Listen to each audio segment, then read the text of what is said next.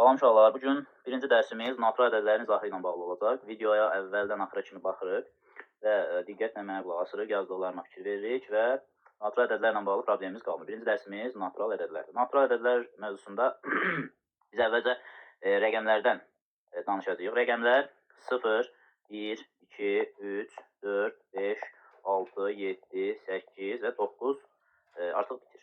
Burada say 10 dənə olduğuna görə istifadə etdiyimiz say sistemi, deməli, uşaqlar, diqqətlə qulaq asın, istifadə etdiyimiz say sistemi onluq say sistemi adlanır. Nə adlanır? Onluq say sistemi. İstənilən rəqəm ədəd sayılır. Amma istənilən ədəd rəqəm olmaya bilər.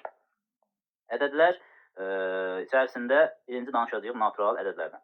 Natural ədədlər nədir? Saymaq zamanı istifadə, yəni saymaq üçün istifadə olunan, əşyalar saymaq üçün əvvəlki kitablarda yazılırdı. Əşyalar saymaq üçün istifadə olunan ədədlərə natural ədədlər deyilir və N hərfi ilə işarə olunur.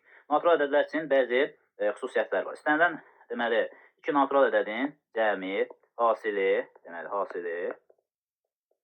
cəmi yazılır, hasili, qüvvəti, həmişə natural ədəd edilir. Demək, istənilən iki natural ədədin cəmi, hasili və qüvvəti həmişə natural ədəddir. Amma burada biz bu fikri nisbəti və fərqi üçün deyə bilmərik. Nisbəti və fərqi həmişə natural ədəd eləməz və yaxud da həmişə natural ədəd deyə bilmərik. Yəni, bəzən natural ədəd verər, bəzən natural ədəd verməz. Bunu necə bilərik? Buna misal gətirək. Misal üçün, deyək ki, 9 da natural ədəddir, 5 də natural ədəddir. Və yaxud da 3-ü götürək, 3 də natural ədəd. 9-u 3-ə böləndə verəcək 3, natural ədəd. Amma gəlin, 9-u bölək misal üçün 2-yə. Bu verəcək 4,5. 4,5 artıq natural ədəd sayılmır. Deməli, biz iki natural ədədin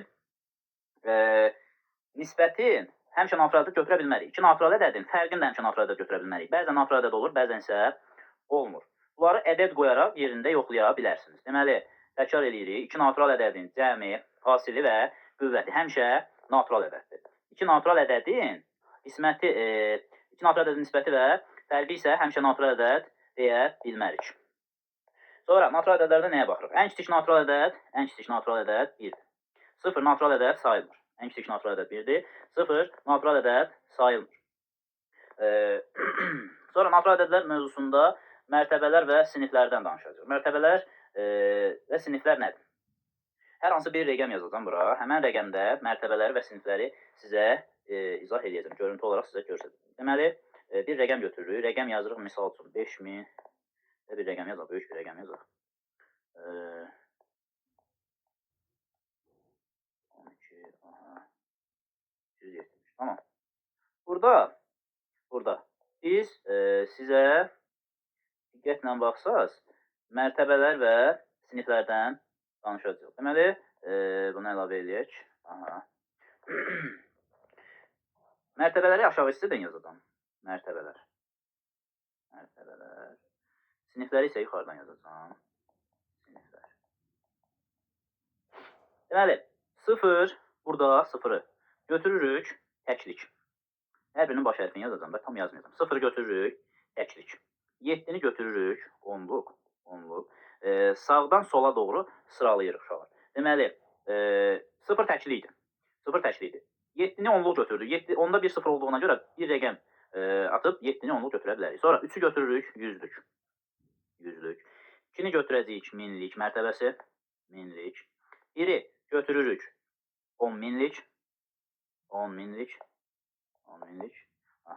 Deməli, 9-u götürürük 100 minlik mərtəbəsinə. 100 minlik mərtəbəsi. 4-ü götürürük milyonluq mərtəbəsinə. Milyon. 3-ü götürürük 10 milyonluq mərtəbə. Artıq uşaq, görürsünüz burada 10 min, 100 min təkrarlanacaq. 10 min, 100 min kimi təkrarlayacaq. Deməli, 0 təklik, 7 onluq, 3 yüzlük, 2 minlik, 1 10 minlik, 9 100 minlik, 4 milyonluq. İndi tezdən 3 olacaq. Yenə 10 minlik yox, 10 milyonluq olacaq artıq. 10 milyonluq. 7 olacaq 100 milyonluq. Deməli, 2 də olacaq milyardlıq. 2 olacaq milyard. 5 isə olacaq 10 milyard. Yəni, bunu belə də davam edə bilərik. 10 milyardlıq. Bura bir 3 də yazaram. Bu olar 100 milyardlıq və s. gedəcək. Trilyona qədər gedib çıxa bilərik. Deməli, bunlar oldu mərtəbələr. Siniflər isə 3 ayrılacaq. Deməli, bura olacaq təkliklər sinifi. Yəni, sağdan sola doğru 3-3 ayırırıq. Yazırıq təkliklər sinifi. Təkliklər sinifi. Bir dənə də 3 ayırırıq. Yazırıq minliklər sinifi. Minliklər sinifi. Bir 3 rəqəm də ayırırıq. Yazırıq milyonluq. Milyonluq. Bir dənə də 3 ayırsaq axırda. Deməli, biz burada nə səhv elədik? Deməli, 3 rəqəm ayırdıq. 3 rəqəm ayırdıq, düzdür. Bir dənə də 3 ayırdıq. Aha, bir dənə də 3 rəqəm ayırsaq. Heç səhv eləməmişik. Milyard. Milyardlar sinifi olacaq. Milyard. Biraz səliqəsiz olur uşaqlar. Bu planşetdə yazmaq biraz çətin gəlir mənə. Amma yəqin ki, təkmilləşdirəcək. Deməli, buradan əvvəldən başlayırıq yenə izah etməyə. Deməli, biz ədədlər mövzusunda mərtəbələr və siniflərdən danışırıq. Ədəd yazılır. Ədədi soldan sağa doğru rəqəmlərə ayırırıq. Hər bir rəqəmin öz mərtəbəsi var.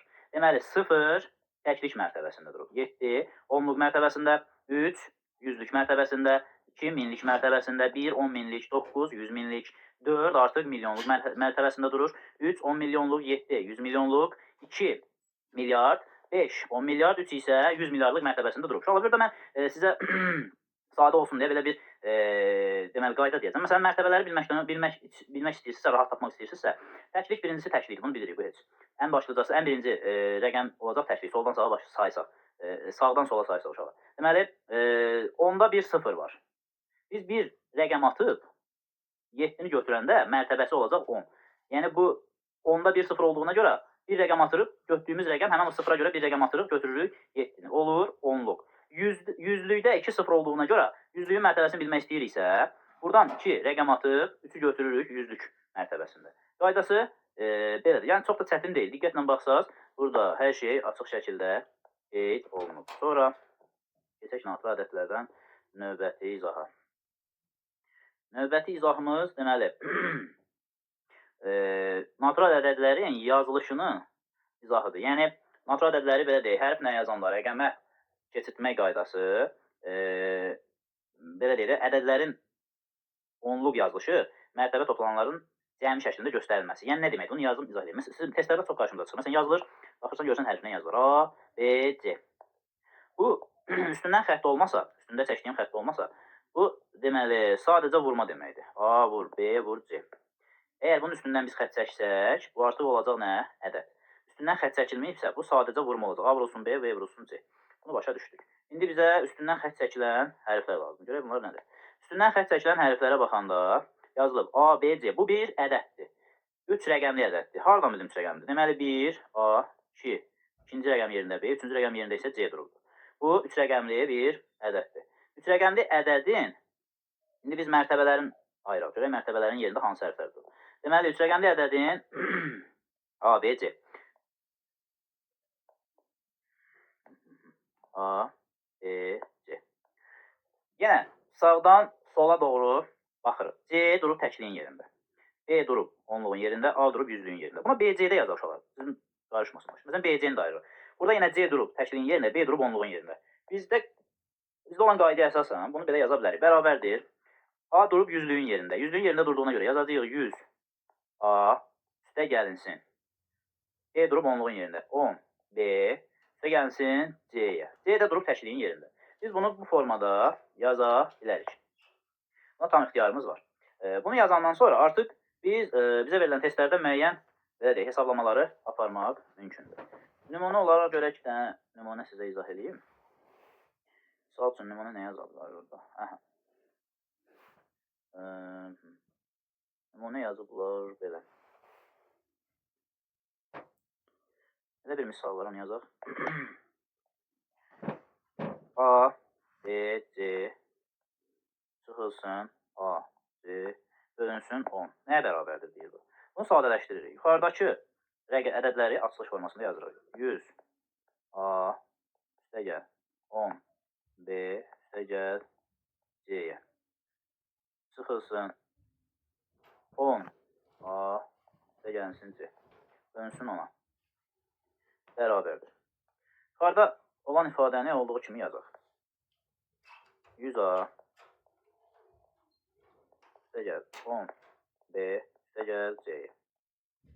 Bunun qarşısında mənfi işarəsi olduğuna görə biz bu mötərizəni açanda içəridəki işarələr də əksinə dəyişəcək. Çıxılsın 10A, çıxılsın C. Bölünsün 10A qalıb burada. Bərabərdir. İndi biz bunu A-ları 100A burada var. Deməli, 100A-mız burada var, 10A-mız da burada var. İşarələr əks olduğuna görə böyükdən kiçik çıxıb böyüyün işarəsini saxlayırıq. 100A çıxılsın 10A qalacaq 90A. B-miz yoxdur, B qalır yerində. Üstə gəlinsin 10B. Üstə gəlinsin, deməli, C-lərdə birində mənfi, birində müsbət işarə olduğuna görə gedir və heç bir yerində heç nə qalmır. Bölünsün 10-a. Bərabərdir. Yerimiz qalmadı, yuxarı yazaq. Deməli, 90A, 10B. Bunlardan ortaq məxrəc kimi surətdə çıxardarıq 10-u. Olar 9A və gəlinsin B-yə. Bölünsün 10-a. 10-dan 10 ixtisar gedər, qalar 9A üstə gəl B-yə. 9A üstə gəlsin B. Cavabımız da olar 9A üstə gəl B. İfadəni sadələşdirib formada yaza bilərik. Yəni, belə ədəd sizə hərflərlə verəndə qorxmayın. Bu qaydadan istifadə edin və açılışını yazın. Bu da getdi. Görək növbəti nə izah edəcəyik.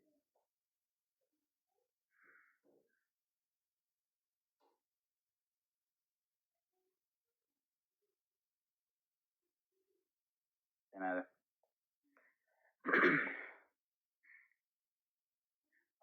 Natural ədədlər. Natural ədədlər bilirik ki, əvvəlcə dedik, 1 və müsbət sonsuzluğa qədər gedən ədədlərdir. Bugün bir, belə deyək də, indi isə başqa bir ədəd ailəsindən danışaq, tam ədədlər ailəsindən. Tam ədədlər ailəsi Z hərfi ilə işarə olunur. Deməli, natural ədədlərlə bir yerdə, natural ədədlər 0 və natural ədədlərin mənfisi. Belə deyək də, mənfi natural ədədlər. Bunlar hamısı bir yerdə adlanacaq tam ədədlər. Yəni, mənfi sonsuzluqdan müsbət sonsuzluğa qədər olan tam ədədlər hamısı Z ilə işarə olunacaq. Sonra, natural ədədlərdə cüt və tək ədədlər ifadəsi var. Cüt və tək ədədlər. Cüt ədəd nədir? Buraya yazaq. Cüt ədədlər, tək ədədlər. Adətən uşaqlar cüt ədədlə tək ədəd, sadə ədədlə mürəkkəb ədədləri qarışdırırlar. Cüt ədədlə tək ədədin fərqi nədir? Cüt ədəd 2-yə qalıqsız bölünən ədədlərdir, qalıqsız. Tək ədədlər isə 2-yə bölünməyən ədədlərdir. 2-yə bölünməyən ədədlərdir. Nümunələrindən izah edək. Deməli, bölünməyən. Nümunələr üzərində izah edək, sizə daha aydın olsun. Cüt ədəd dedik ki, 2-yə qalıqsız bölünən ədədlərdir. Deməli, 2, 4, 6, 8, 10 və s. Məsələn, 12 və s. yaza bilərik. Buraya yazıram 3, 5, 7, 9, 11, 13 və s. Burada baxırıq. 2 qalıqsız bölünür 2-yə, bəli bölünür. 4 bölünür, bölünür. 6 bölünür, bölünür. 8 bölünür, bölünür. 10 bölünür, 12 bölünür və s. Bunlar olacaq cüt ədədlər. Tək ədədlər isə 2-yə qalıqsız bölünməyəcək. Ona görə tək ədədlər tərifində belə deyilir. 2-yə qalıqsız bölünməyən ədədlər tək ədədlər adlanacaq. Sonra, tək və cüt ədədi izah etdiksə, mürəkkəb və sadə ədəd də izah edək, qarışdırmayaq. Burada, deməli, sadə ədəd var. Sadə. Mürəkkəb ədəd var. Bunlar nədir? Mürəkkəb ədədlər. Sadə ədədlərə də nümunə yazıram. 2, 3, 5, 7, 11, 13 və s. Mürəkkəb ədədlərə isə yazıram. Deməli, 4, 6, 8, 10, 12, 14 və s. Burada 2 sadədir. Yalnız vahidə və özünə bölünür. Deməli, 3-ə baxırıq. 3 də yalnız 1-ə və özünə bölünür. 5 sadəcə 1-ə və özünə bölünür. 7 1-ə və özünə. 11 eyni qayda ilə. 13 eyni qayda ilə.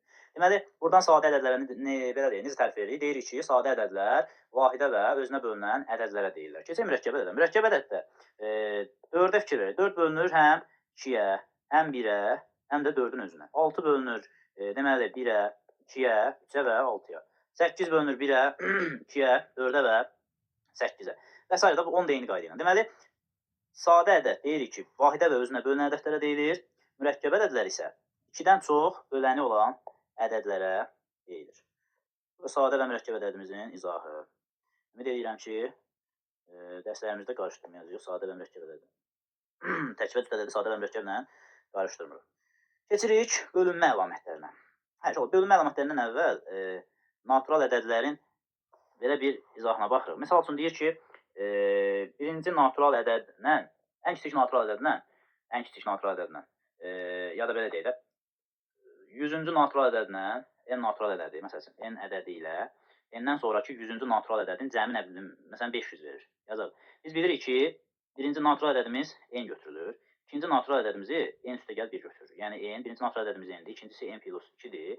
Üçüncüsü olacaq n plus 2, üçüncüsü, dördüncüsü olacaq n plus 3, n plus 4 və s. Yaza bilərik. İndi bizə deyir ki, iki natural ədədin cəmi 500-dür. Birinci natural ədədlə 100-cü birinci natural ədədlə 100-cü natural ədədin cəmi 500 edir. Bunların ən kiçiyini tap. Birinci natural ədədi n götürürük. 100-cü natural ədədə götürürük 100 plus n. Və bunların cəmi bərabər edirik 500-ə. Buradan olur 2n bərabərdir 400.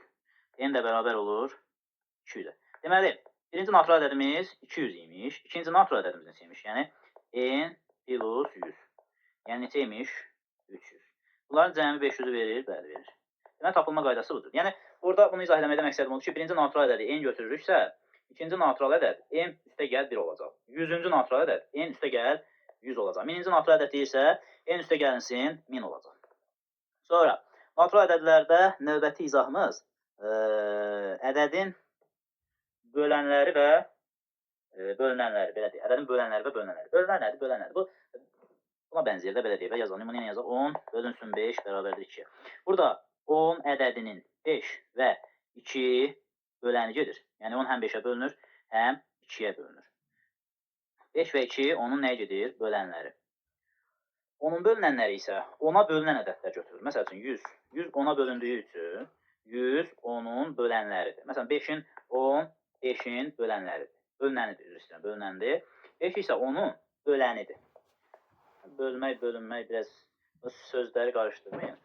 Qısacası yazılıbsa 10 bölünsün 5 bərabərdir 2. Burada bilin ki 10 bölünəndir, 5 böləndir, 2 də bizim qismətimizdir. Keçək bölünmə əlamətlərinə. Bölünmə əlamətlərində uşaqlar, mən əslində bəzi müəllimlər hamısını öyrədir bunun. Amma mən burada sizə əsas olanlar deyəcəm. Xüsusən aşağı sinif uşaqları var. Aşağı sinif uşaqlarında hamısını öyrənməyə ehtiyac yoxdur. Həm belə deyək, sizdə çətinlik yaranacaq, həm də ki, yadda saxlaya bilməyəcəksiniz. Məsələn, aşağı sinif uşaqları üçün mən ayırmışam 2-ni, 3-ü, 5-i və 9-u. Bu 4 dənəni bilsək, aşağı sinif uşaqlarına kifayət edəcək. İndi çıxan yuxarı sinif uşaqları, artıq məsələn 9, 10-da, 11-də oxuyan uşaqlar, artıq burada 2, 3 və 4-ü də bilsə yaxşı olar. Buradan 6-nı da bilsə yaxşı olar, 8-i də bilsə yaxşı olar. İndi onların hər birini izah edəcəm. Aşağı sinif uşaqları bu 4 dənəni yadında saxlasın. Yuxarı sinif uşaqları da hamısı yadında saxlasın. Onlara artıq belə deyək, şans yoxdur. Hamısını öyrənməlidir. 2-yə bölünmə əlaməti nədir? Yəni, müxtəlif bir, belə deyək, kiçik rəqəmləri təbii ki, özümüz artıq baxan kimi bilirik ki, bu 2-yə bölünür, yoxsa yox. Böyük rəqəm qarşımıza çıxanda biz bunun 2-yə bölünməsində çətinlik çəkirik. Sadə bunları ayırmada falan da çətinlik çəkəcəyik. Bunun qaydası nədir? Misal üçün bir rəqəm yazıram. 5346. Təsadüfi bir rəqəm yazdım da. Burada bunun 2-yə bölünüb bölünməməsini hardan bilirik? Bunun sonuncu rəqəminə baxırıq. Yəni, bu 3 dənəni qoyuruq qırağa. Sonuncu rəqəmə baxırıq və sonuncu rəqəm 6-dır. Bunu götürürük. 6 2-yə qalıqsız bölündüyünü görürük. Yəni, görürük ki, 6-nı 2-yə qalıqsız böləndə, 2-yə böləndə qalıqsız olaraq 3 düşəcək. Deməli, buradan belə biz qənaətə gəlirik ki, bu ədəd özü də qalıqsız şəkildə 2-yə bölünəcək. Yadınızda qalsın. 2-yə bölünmə əlamətimiz oldu nə? Deməli, ədədin sonuncu rəqəmini götürürük və həmin rəqəm 2-yə qalıqsız bölünürsə, həmin ədəd özü də 2-yə qalıqsız bölünür deyə bilirik. Keçirik 3-ə bölünmə əlamətinə. 3-ə bölünmə əlaməti nədir? 3-ə bölünmə əlaməti buradakı rəqəmləri, yəni ədəddə olan rəqəmlərin hamısını toplayırıq. 5 üstə gəl 3, üstə gəl 4, üstə gəl 6.